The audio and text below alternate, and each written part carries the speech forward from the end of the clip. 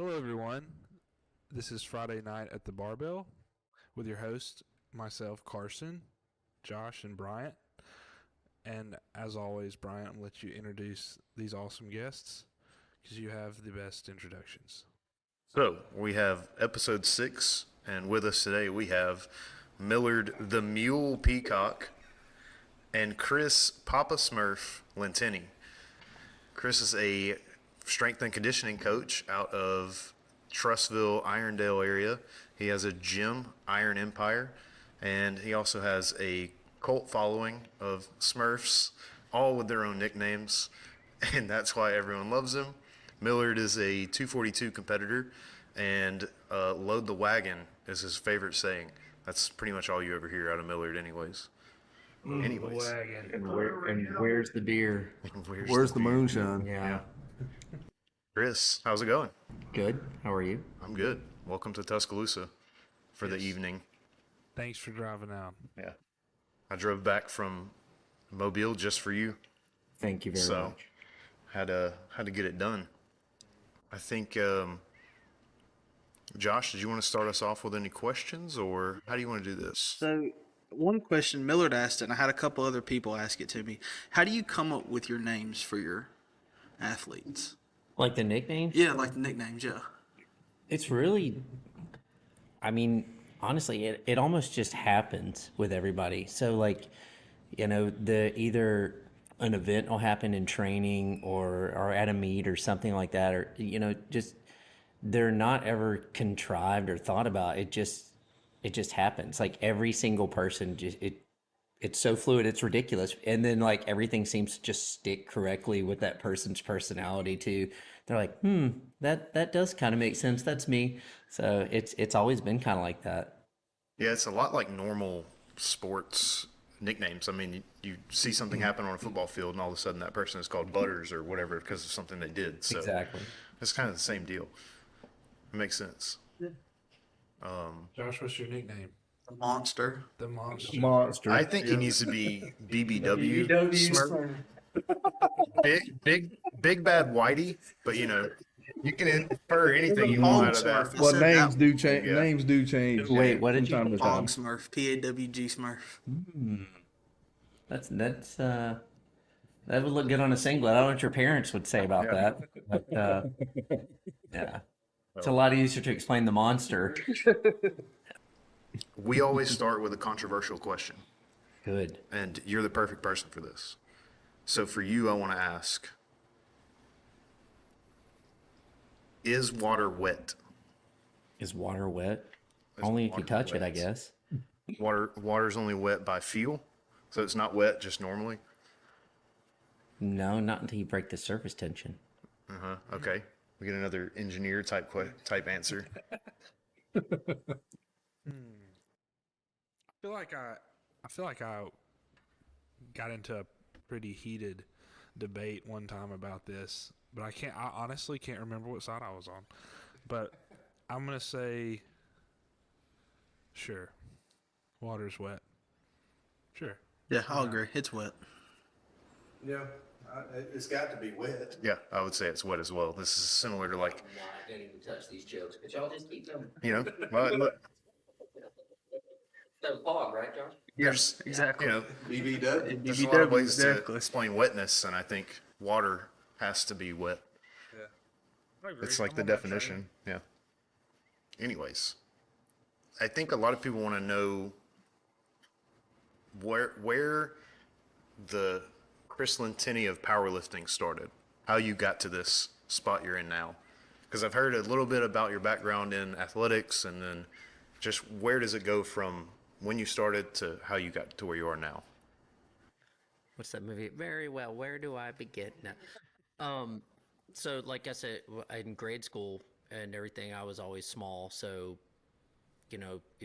my mentality was, well, I'll be as strong as I can, and then God gave me speed. So that was kind of like my niche. So that took me into high school, and then when I got into high school, I entered high school at literally like 90 pounds. So they wanted me to play varsity football, and I was like, fuck that. I was like, y'all are big, So my friends talked me into it, and they're like, come on, you're like literally the fastest kid in the whole school. I'm like, man, look at how fucking tiny I am. So I ended up going out for football and ended up starting as a freshman doing special teams. So as a punt returner, I remember I returned my first punt for a touchdown in the playoffs, and like everybody was like, where did you find this kid? And they're like, just don't fucking touch him because he'll die, so so that was my thing. Like, touch football was tackle football to me, because if you grabbed me, I was dead. So I ended up becoming all-state for sophomore, junior, and senior year, and I graduated only 135 pounds. But I mean, I just had to have like a monster work ethic to overcome my size. So I was always the first guy to enter the practice, the last guy to leave. Every single day was a team captain, and that's kind of like what spilled into lifting later on in life. I went to college and went to Boston and walked on there because I had an engineering scholarship, and I did not like the cold at all. So I transferred right down to Tuscaloosa. So I walked into Tuscaloosa. I remember met with Randy Ross down there, and he's like, yeah, we'll have a spot for somebody that can run a 4.2. I'm like, all right, well, just put me out there. So worked out with them. Could not get on the field just because I was, nobody from Louisiana. I was from a small division school. So, at least I got this side of it, working out with weights and all of the strength training and training table information. And I still have all of my Alabama workouts today. And, but I got to like rub shoulders with like Sean Alexander and all of them. I mean, they're all just cool guys, and Yep. see how they worked. So what year was that? That was 96, 97. So I ended up just staying down there. I ran track for Alabama for a little bit, and then eventually transferred to LSU, had no more eligibility left, and, kind of just fast forward, had 3 kids, didn't do anything at all for 15 years, did not lift a single weight, total dad bod, got up to like 190 pounds. Yeah, drank beer every day. So I got in a car wreck, and it tore my meniscus in 5 places in my left knee. And I remember going to rehab after, or right after the wreck, and they're like, well, you're probably gonna have to get surgery. And if we repair this, then you're probably never going to be able to squat again. And I was like, the first thing I thought about was like, okay, I'm like 37 years old, and you're telling me I can never do something again? And I started to get pissed. So I took all of that anger and everything, went through the surgery, did all my PT work exactly like they said, did more, started going to a gym. And I remember like one thing led to another, and met my workout partner that I still live with today, Joe Bugai, at Flex Fitness, and we just kind of hit it off. And so that's where my nickname came from, because Joe's like 260, and I mean, hell, I'm 5'5", tiny, and he my goal was to outlift him all the time. And I mean, he tortured the shit out of me. Like, he didn't ever let me go up in quarter increments or anything like that. It was always like a 45, like everything. So after a couple years, I think I was at a lunch one day, and somebody was mentioning how they had a really great bench press, and they did powerlifting. I was like, what's powerlifting?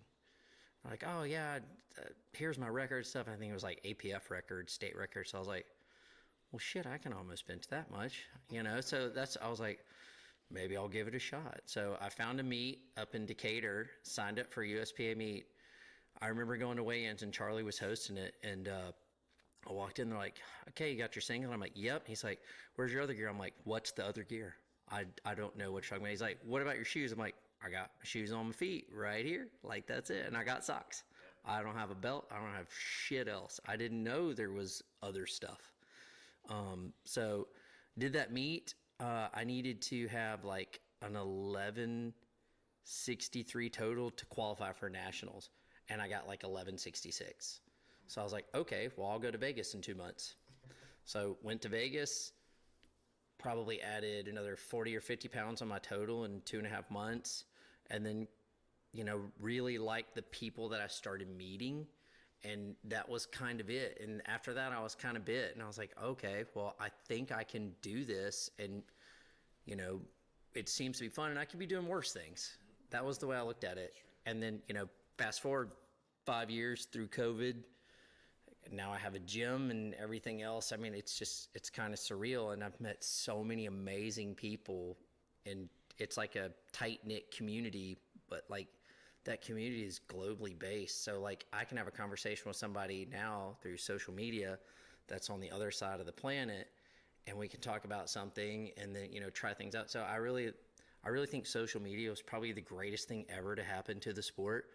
And that's kind of like, not just online coaching, but just the community side of it. And you see a lot of people like Joe Sullivan and everybody. I've met all of them, and I met like Julius Maddox and Ben Pollock and all these people, and it's just really cool how like the superstars in powerlifting are not like another sport. Like I can never walk up to Tom Brady at a game and be like, "Hey man, what's up?" But I can go to any meet or convention and be like, "Hey, I'm a big fan.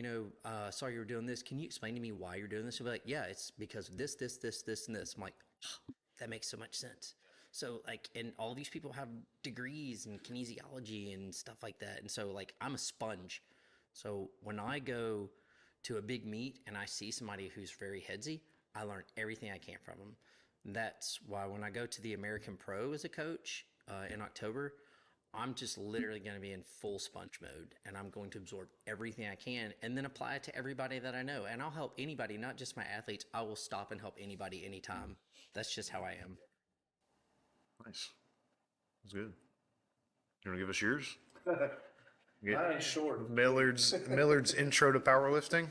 Moonshine. There was moonshine involved. No, my intro, I played ball and stuff in school and things like that. It wasn't never I never went to college or anything like that.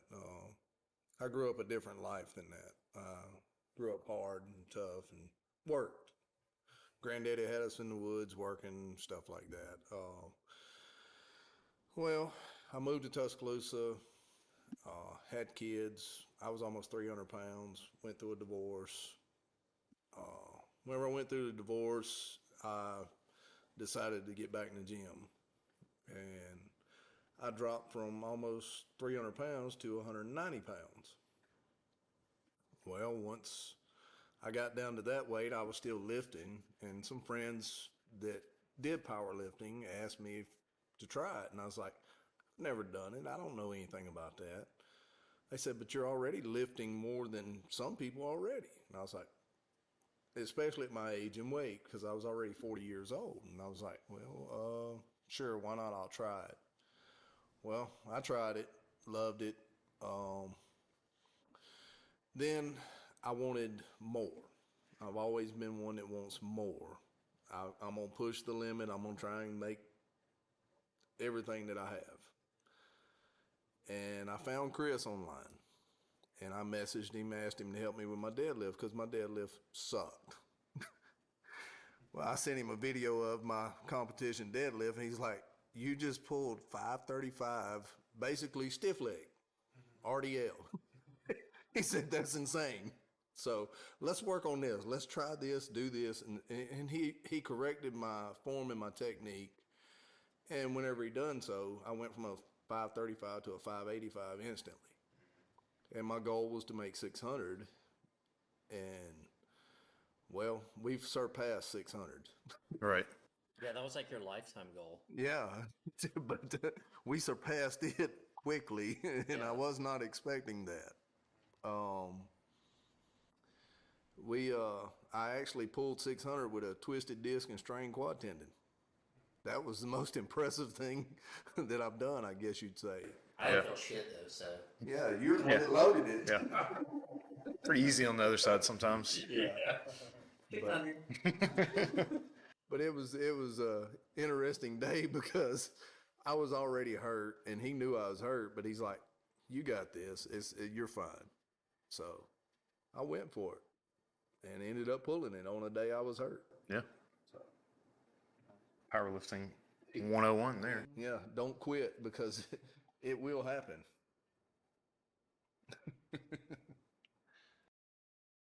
Trying to think. I thought you had some other ones. Yeah, what else you got over there? That was my main one, was like how you came to be, Yeah. like how you develop, how Team Smurf came to be a thing, and your journey to it. We can transition to that, and also where your coaching philosophy comes from. What style do you use, and how do you know when to apply it to certain people? So when I started off by myself, I was like pretty much everybody else out there. Like it was like YouTube and like Reddit powerlifting subgroups. I became friends with all the moderators there. Yeah, T Nation, of course. Arm Day again. So, being older, I was always like, I probably shouldn't overdo it. I need to do this right. So that and coming from a gym that was full of bodybuilders, when they're like leg day, chest day. So I mean, I followed that too. And then as I learned more through just trial and error and learning what not to do, I stumbled into like uh, Shaco's style, but then also kept the bodybuilding style of things because I knew what worked. But I learned that powerlifting is best when you apply frequency. So it wasn't like leg day, it was like legs today, Wednesday, and Friday. Yeah.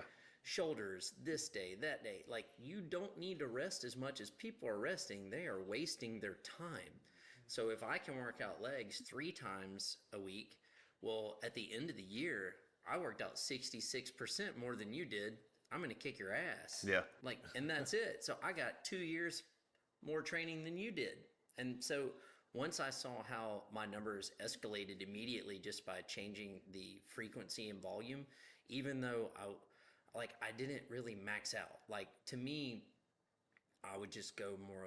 Never really used RPE, but I could tell what was there and what wouldn't be there on certain days. So that's kind of led to my later formulas for each athlete to where I'll put a window because who knows, you might have had not enough sleep or whatever that day. So in effort to not produce a failure, which still does happen, I'll put a window.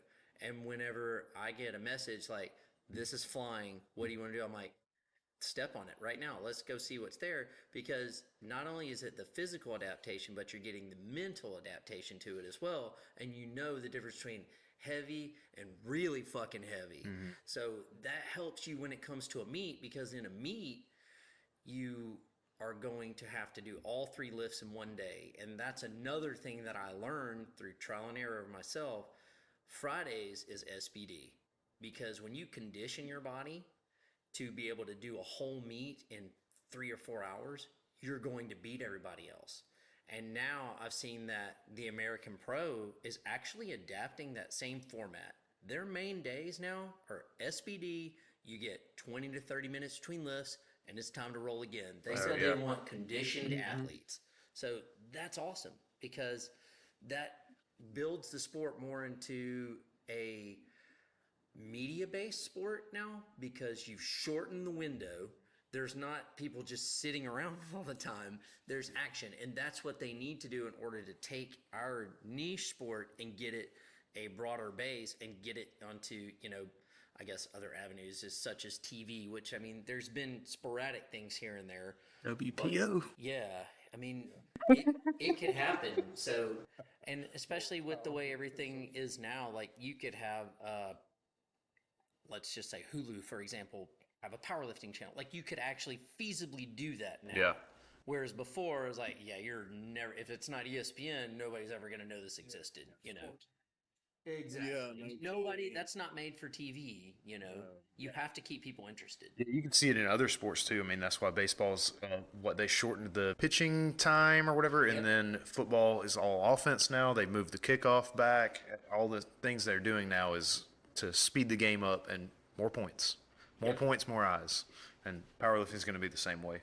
And I think the old school way, Ronald mentioned this as well, but the old school way was like you're saying, like Ed Cohn was the strongest guy in the meet. He went back to back. He got a 2-minute rest and did his second, then third. So, man, that's kind of what it's going to take. And that's probably going to mean lower numbers slightly, especially at first. But then better shows.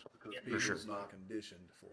But and because I mean, Well, it's going if to you be got more to, competitive Yeah. because then people can actually like that third deadlift is going to mean something. When Yeah. you're like, I'll do this, sure. no, I'll do that. You know, Yeah. then you just really get into It'd be a like pissing weightlifting. contest. Yes.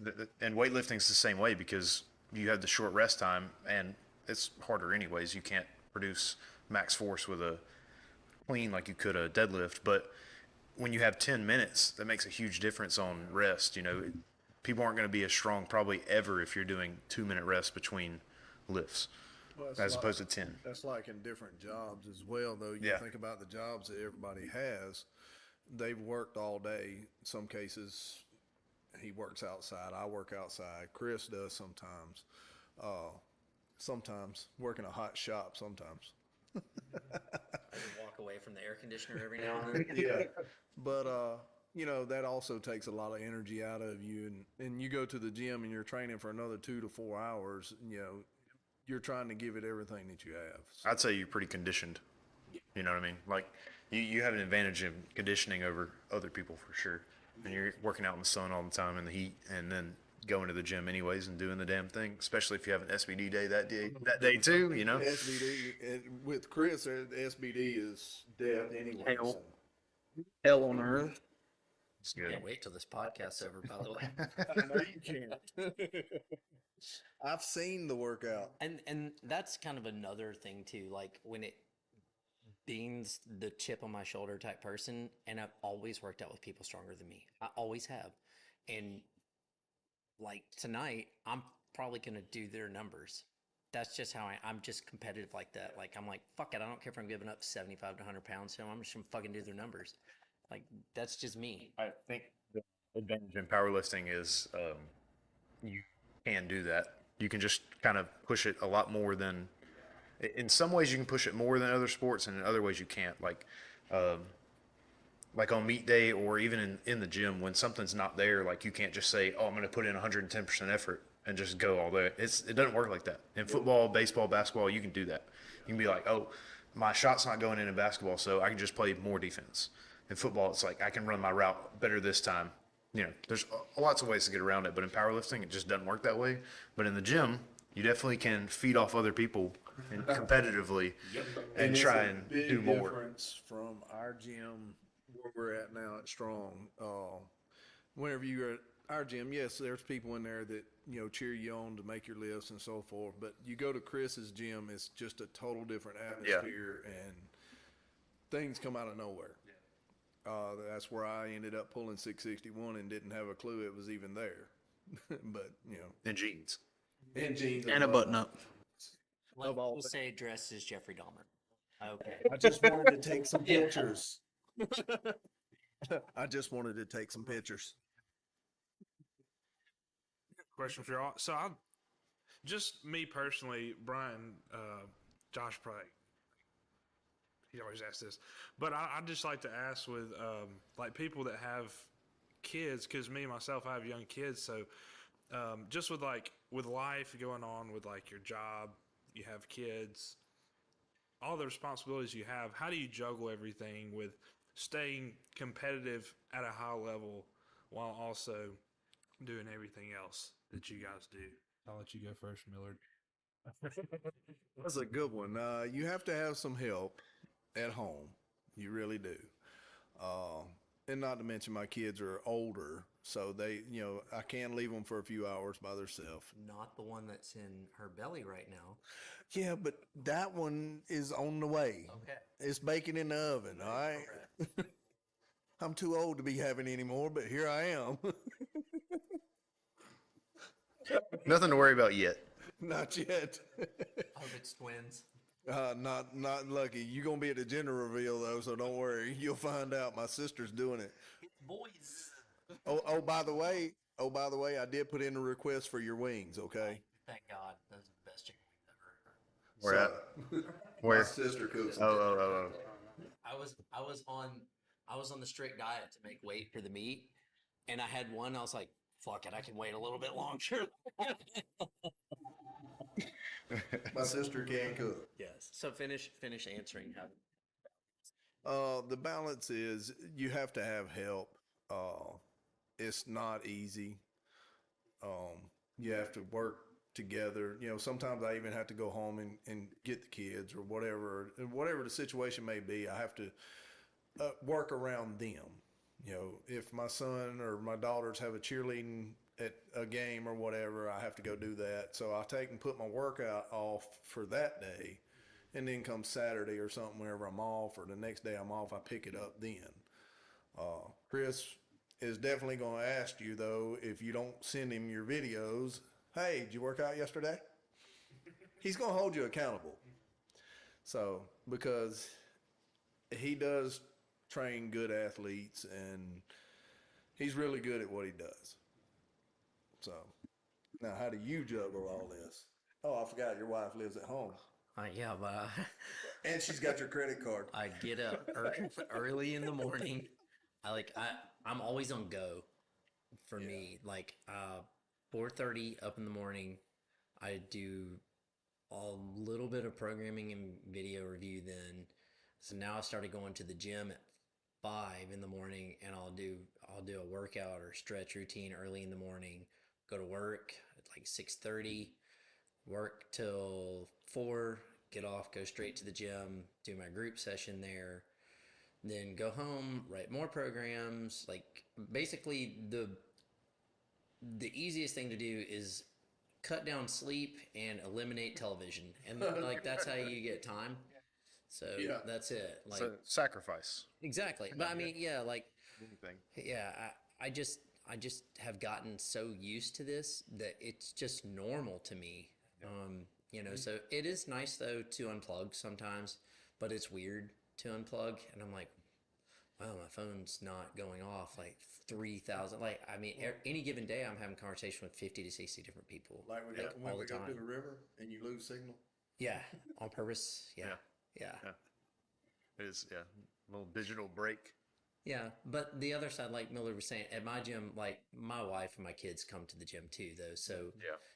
and my middle son is the one who's become the lifter, and Good I'm God. sure my youngest is going to catch on to it too. I mean, I never asked them to do it; they just do it because they want to. Which I wish I would have had access to stuff like that when I was younger. I had no access to anything, no knowledge. I mean, not just having access to the information, but the gym. I had no way to do that. Like I just did what I could do, which was run.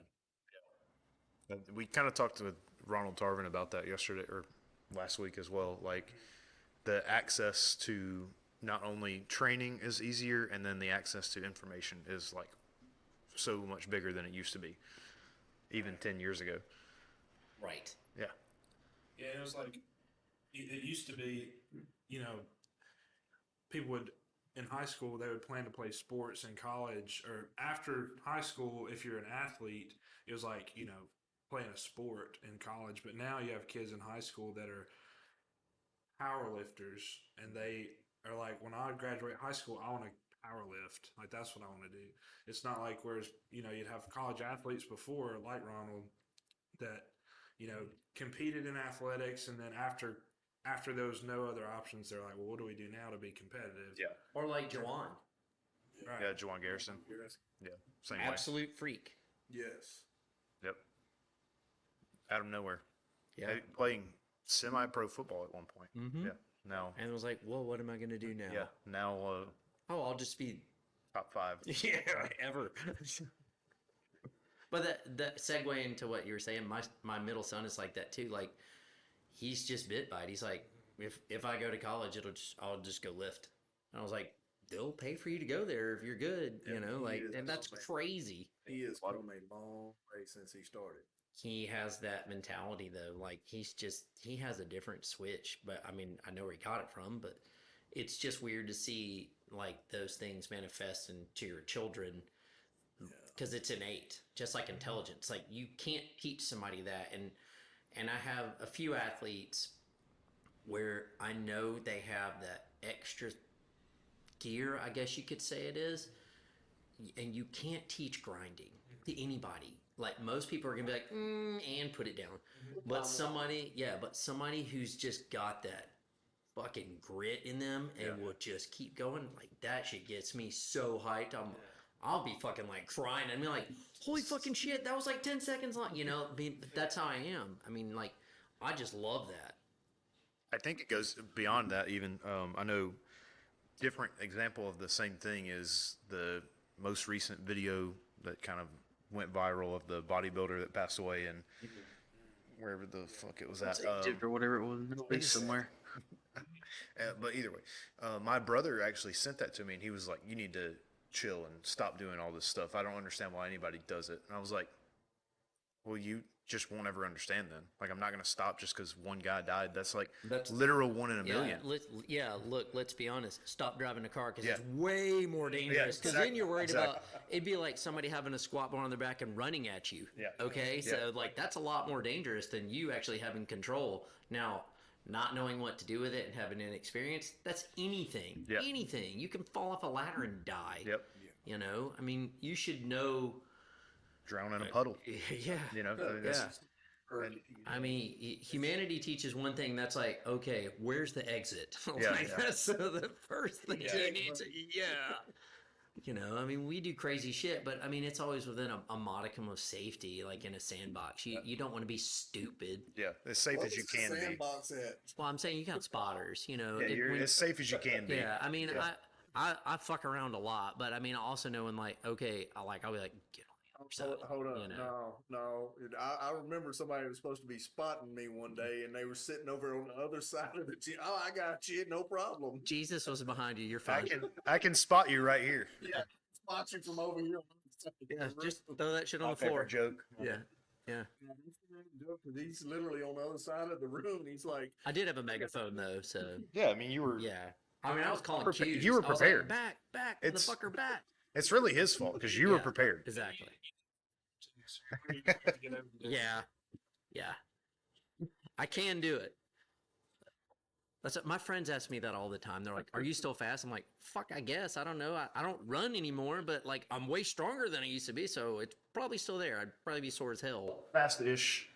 Okay, my wife did challenge me to a sprint like about 3 months ago because she would just my wife talks mad shit. I love her. She's like, "You can't fucking run anymore. You're old." Blah blah blah blah. I was like, "Let's go in the street right now." So we go out in the street. We go out in the street. My neighbors are like, "What the fuck is going on?" She just keeps talking shit. I'm like, "All right, you ready?" So I was like, "I'll give you a 10-yard head start." She's like, "Okay." Well, I just smoked by her, and she's like, "You cheated. You said go." I was like, "All right, you said go. This time I'm gonna run backwards." So she said go. I went right by her. I was like, "Baby, that's all you got." And I was like, I went back in the house. She was sucking wind. I was like, "Damn, I'm not even winded after doing all that shit." I was like, "I guess I'm doing something right because I sure as hell don't do cardio." She was not happy. So, but you know that's it. Still, you know, I can do what I need to. Besides that, does anyone remember the last time they were in a full sprint, like running as fast as you possibly could? Yeah. It's been a long time. I haven't run like that in a long time. So to go along with that, Pac-Man Jones, he's 40 now, and he ran a 40 on the show. Did you see that? No, I did Okay, not. I so have to go watch it. So they said like, you're not fast anymore. You're old. And he was like, "Let me show you. I can run a 4.2 or 4.3." 4.4, I think. It was 4.3 or 4.4. He was like, "I can run it. I can jog a 4.3." And they were like, "Well, you're gonna have to show us now that you said that." And I think he made like 4 or 5 attempts, and he ran 4.3 the last attempt, and pulled both hammies. He's like walking away. He's like, "Don't y'all ever fucking talk about me like that again. Fuck y'all." And he's like, both legs are locked up. And he's like, I'm done, but don't ever talk about me again. Yeah. So same deal there. Yeah, but those dude to play in the NFL like at that level, those dudes are absolute freak Oh athletes. yeah, he could. freak athletes. I mean, he's 40, but he can still play right now. yeah. There's a lot of people he can still lock up. All right, Millard and Chris. So we've asked everyone this, but if you had the opportunity to sit down with anyone in the fitness industry, past or present, it could be like powerlifter, bodybuilder, strongman, who would you like to sit down with or hang out with for, anybody, the top choice or top 2 or top 3, if you can name it.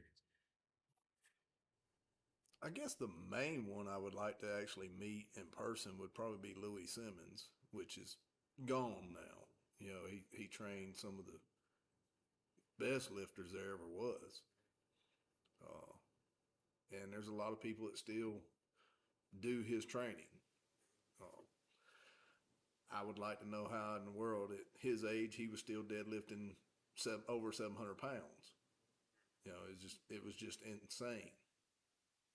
So that would probably be the main one that I would like to meet in person and question, you know, how to do things and maybe do better for myself. So Surprised we haven't heard Louis yet from anyone or Yeah. ourselves. With me, honestly, I think I mean Louis is a great answer, but I think I would like to probably lift with Dave Tate just because he's got that same kind of mentality as me where he can be funny and joking at times, but then when it's time to go, like he's fucking serious. But he knows his shit too, and he can see everything like Louis. Like the way they break down things in real time, I understand why it costs so much money to train 3 days with him. It's like $2,000. To Yep, go the up there train and your get an ass. I looked assessment. at it. Yeah, I looked at it. I was just curious. I got know. curious. It's Yeah, like I know, but it's I like mean, 2.5 grand. But it's like you have somebody who's seen everything, done everything, can break you down into minor components and make you better. It'd be worth it, you know, to do that. And, you know, and not just because he's a lifter too, but because he also took that niche sport and turned it into a thriving business. So, and he did that while being a full-time father and everything else. I mean, like he balanced everything well. You know, Granny beat the shit out of himself. And he'll tell you his stories too. You know, he puts it all on YouTube. Like, I don't know how my wife lived with me. I always think about one time when he said like, okay, I can't be fucking going to bed past 8 o'clock tonight because I got a meet in 6 months. You know, like that was it. Like that's how serious he took it. You know, like he always talks about that all in. You know, I mean, I'm serious, but I'm never, I wish I was that serious. Maybe I was with football and track and stuff like that back then when I was younger. But I mean, I can't do that now. I mean, I like, no, it's impossible. But I mean, I appreciate and understand what they're doing when they get to that point. And so when I see when I have a new person come to me for training and they're like, I'm going to do this, I'm like, okay. I mean, I know right away, like, yeah, that's not going to happen. Yeah, that's the 1% of the 1% of the 1%, period. And people don't understand what that actually means to be like, yeah, I'm going to do this. Because you could ask them, like, so did you do your warm-ups yesterday? No, I skipped it. Okay, so you're not all in. You know, you're not doing it. So don't bullshit me and tell me you're going to do this and that and everything. You know, you can't make up for missed time and stuff like that. Like, I prefer to just take things and say, just let it go and just move on, you know, or if it's not there today, it's not there. Don't harp on it where, you know, I want the best for everybody, but I also try to temper expectations, especially with a new person, because they're like, I'm going to total this, and then in 3 months, I'm going to total this. And where do you think my numbers are going to be here? I'm like, motherfucker, let's just start lifting again and see what happens. You know, like if I had a crystal ball, I'd be rich. You know, like I would be fucking playing the lottery, you know, and that's probably better odds than me predicting your numbers because a lot of shit could happen. Oh, my wife and I are going through hard times. My son got sick. I got sick. Like all that shit happened. So you can't set yourself up for failure by putting a target up on the wall. And the thing that pissed me off the most when I left the last meet was, I mean, all of my athletes killed it, which I love. And that's all I give a shit about. And my son's like, Dad, how come you don't do that good with meat? And I was like, motherfucker. I'm like, you like putting 250 pounds on your toes? He's like, yeah, I had a great meet. What happened to you? I'm like, well, I couldn't deadlift or squat for 2 weeks because I fucked myself up, you know, but I don't ever make excuses. I just go out there and I know what I can do.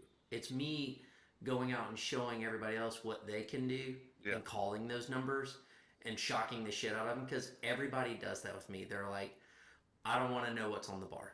Just put it on there. If you think I can do it, I'll fucking do it. And I love that level of trust. Yeah. Ronald said like the same thing.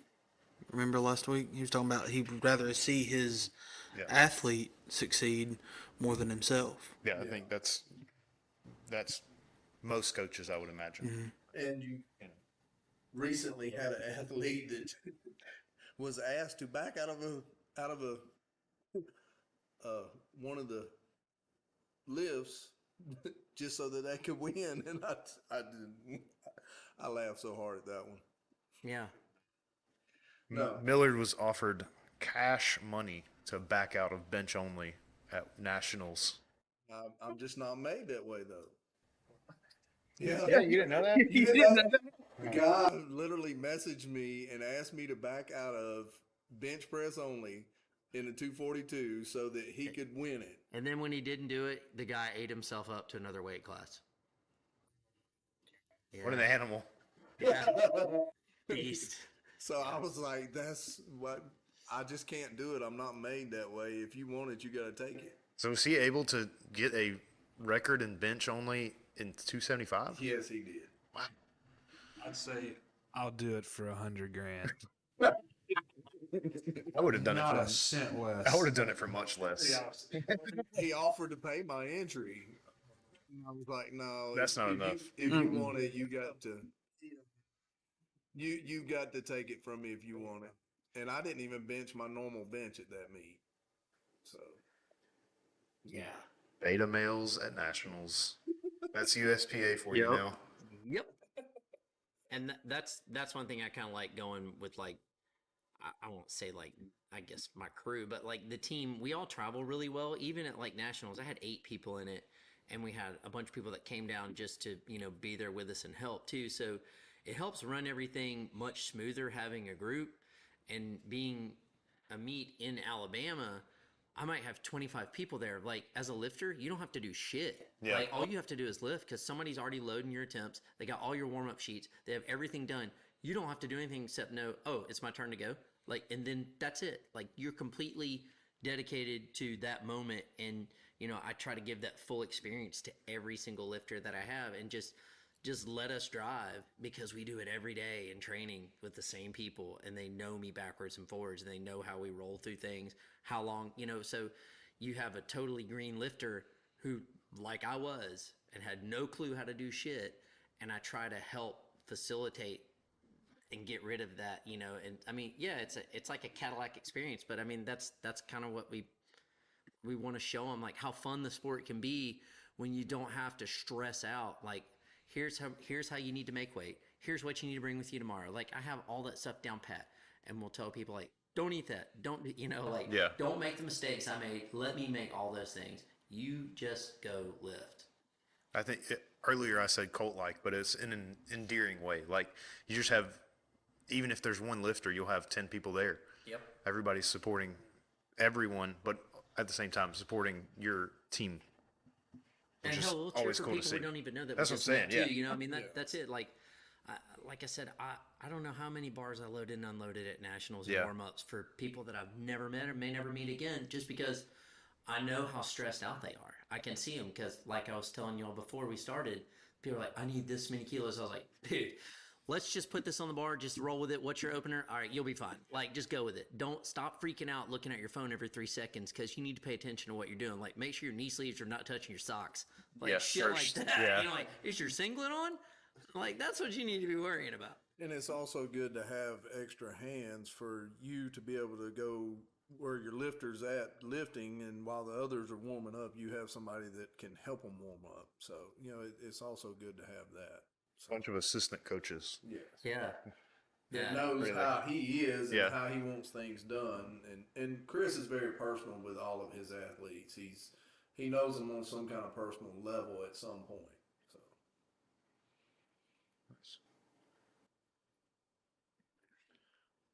Yeah, I mean, I don't know if I've ever answered this before to people, but like, the reason I got into coaching, like, I had a lot of people ask me when I first started, like, oh, you want to coach me? I'm like, no, I'm not good enough yet. And I said when I started, I'm not coaching anybody till I total elite by myself, because that means I know what it takes to go from beginner to the highest level there is by myself, with nobody telling me what to do. So once I finally got to that elite level, I I remember Christy was the first one to ask me to coach her, and I was like, oh shit, I hope I don't fuck this up 'cause she's really strong, you know, like, and I mean, I didn't know her at all. I just knew she had a great deadlift, and you know, she struggled with bench, and for me, like, bench is my thing, like, so that's one thing that I'm really proud of, and I don't know, it's just God gift to me or something. I don't know how I can just bench, Yeah. but I can just do it. Built for it.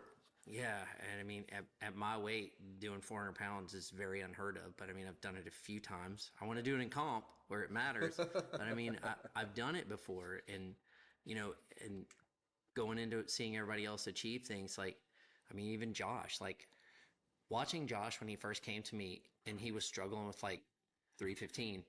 Now he can fuck around with 315, and he's like, look, no legs, you know, like, I mean, like, it doesn't matter. But I take pride in that, because when I'm writing for every single person that I do write for, and it's all literally handwritten every single day. There's no template or anything. I say, I can put myself in other people's shoes. I've always been really good about that. And I can visualize what's going on with them mechanically. And that's the engineering side of me. And that's what I do for a living, is mechanical engineering. So that's what coaching is. I say, all right, he does this, so I need to work on this. I need to work on that. And when I come out, I'm going to tell him to back off this way, or move his hand here, or try this. And so I can break everything down into little bitty segments. And then when it all starts coming together, it's such an awesome feeling when I start seeing the headway. And that goes across the board for everybody. Like another one of my lifters, Henry, up at my gym, like, he started with me about 4 months ago. He never pulled 500. He'd flip-flop between sumo and conventional, back and forth. Well, 3 weeks ago, we tried for a 500 conventional, and he got pinned. I was like, let's just fucking try sumo. He's like, I haven't tried sumo in like 6 months. I'm like, fuck it, let's try it. Well, he pulled it, and he's like, holy shit. I'm like, okay. Well, yesterday he pulled 501 for 2. And I'm like, okay, everything is clicking. He just set a PR on squats, like PR on bench. And I love watching how in that short time frame of just fixing little things, that just seeing the rapid progress, like the newbie gains things are so cool to me, because people are just like, fucking PR. And like, when you can leave the gym feeling like $1 million, it's great. Yeah. So I don't like when somebody says, like, had a great bench day, but squats suck dick. You know, I'm like, but you did this, you know? So I'm really good at spinning shit too. I tell this to people all the time. I'm like, I'm like, listen to me. I'm like the salesman's dream. Okay, like my father was a used car salesman, so I tell people every day, I'm like, I will tell you whatever the fuck it takes for you to move that fucking bar. Like, I will come up with the craziest shit imaginable. You'll be like, fuck yeah, let's go run through that wall. I'm like, I don't know. But I mean, like, Yeah. that's because I know when somebody can do something, and I know when they can't. And when they can't, I'm like, stop. You know, like, that's it. I know when to shut it down. But if I know something's there, I'm like, fucking quit being a pussy, go. It's awesome that you can work around injuries as well, though. But that comes from me fucking myself up all the time. Like, oh, I know how to fix that. Fuck that up before. So that's, I mean, that's the good thing about me being older as well, and having all of the background in sports and everything like that, and all the different injuries. I have great relationships with PTs that I still go to this day after my car wreck, that can break everything down mechanically for me, and then I take that and apply it immediately. So I mean, I'm like a conduit for everything, and I have PTs that are members of my gym that can help with stuff right there, like dry needling, everything just right there. Boom, like mid session, hey, my pec's kind of acting up. Boom, dry needle fix. All right, I'm rolling through bench. Like, I love that. I mean, and I get that at meets too. So that's once again like that Cadillac experience. It's really nice to be like, this is kind of aching. Oh, I'll fix it. Done. And I'm 100%. Or you have somebody jab an elbow in your shoulder, or whatever it takes. Right. Whatever it takes to loosen you up. Or jar of moonshine. Whatever. Well, moonshine works well for everything, right? Definitely loosens you up. Oh yeah. Well, moonshine will make you do strange things, though. Yeah. Deadlift a truck. Been there before. Not the moonshine part, but think we're good. Carson has to roll out for a sleep test. Oh, Yeah, hopefully I'm getting a CPAP. CPAP. CPAP gang. Super heavy. Oh yeah, I'm going to 308. Hell I'm just yeah. gonna get absolutely diabetes and not being able to breathe. Winded up the stairs, Turbo Bowl. but I may Well, how squat about that 800. squat? Huh? Yeah. You see my squat? You don't have to walk into the bar once. Y'all shout out your social media so we can look you guys up. All right. You can find me on Instagram at Lentini Lifts Heavy, and then also the gym is Iron Empire Barbell Club, and try to make as many acquisitions and unique equipment as possible when it comes to this crazy sport. So I'm always picking new things up. So you can come and try it anytime. It's only $5 for a guest pass for a day pass. So I mean, I'm not getting rich off guest passes, but I want people to experience that elite level equipment Yeah. that you get on the platform, and you can go in there and try it out. And maybe that'll be a gateway for younger kids. That's really what I'm looking at to build stuff for the future. Yeah. well, I can be found on Instagram at country221155.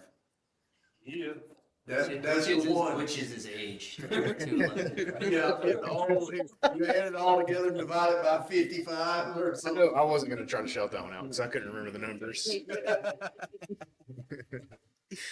It's fine though, Brian. No, but thank y'all for having me. That was cool. This is awesome. It's been Appreciate you great. coming by. It's been fun.